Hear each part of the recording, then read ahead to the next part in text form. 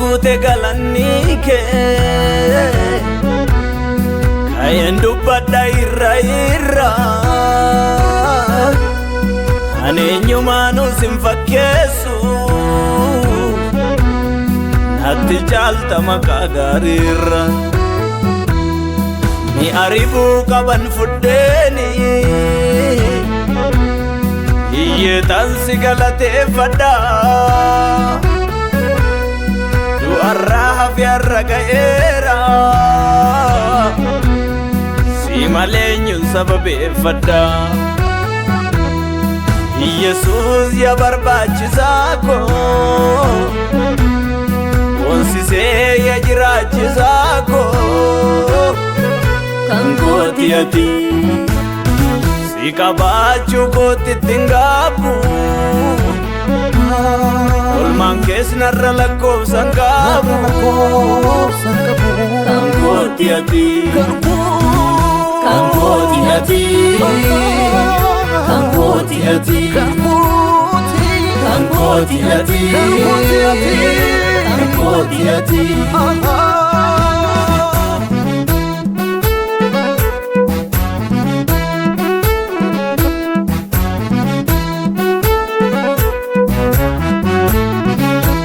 meeqa'e waan ati naaf goote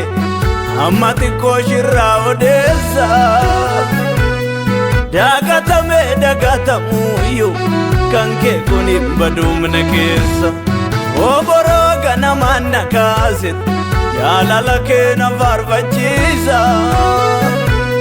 nyaarri kees natti badeen beeku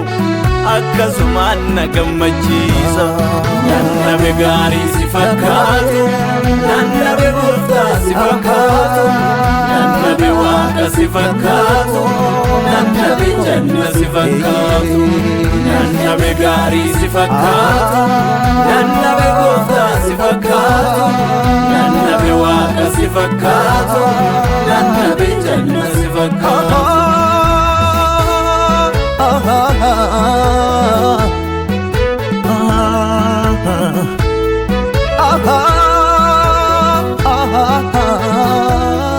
abbaan taayitaanaaf mirkaneesse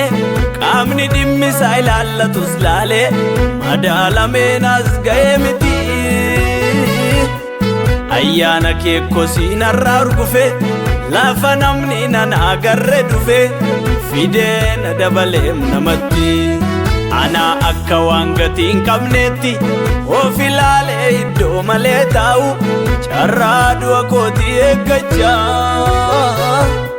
duumessa keessa karaa kuttee abidda yaana keennatti buute dhufte rakkisaa korra jecha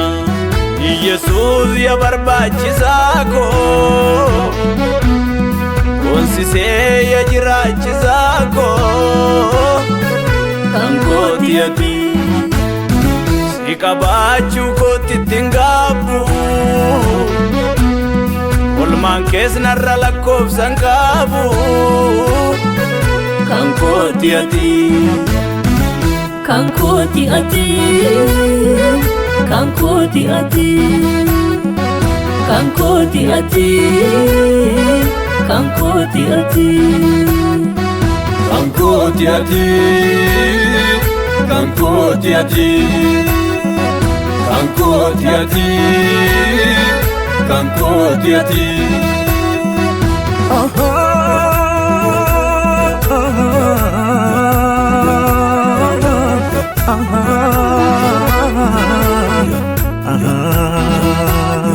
jaalalas beeka innani beeku hamma namaa sanamni waliif oolu malee fannootti namarra raasu waraannamtee waraannamuu oole du'i kee du'a koo narraa qole kee kana gatii kee maalin baasu lakkoofsa lakkaayachii fagaadhe waan ati naaf goote ofirra barbaade nagararraa taanaan itti dhiise nuffes dubbachuu dhiisu wallaale keessa koo jira toorarra galee harki kee wanjoo koo narraa jigse Yesuus ya barbaachisaa koo boonsi se ajraachisa koo kan kooti ati si qabaatu kooti tingaku olmaan keessanarraa lakkoofsan qabu kan kooti ati kan kooti ati kan kooti ati kan kooti ati kan kooti ati kan kooti ati kan kooti ati kan kooti ati kan kooti ati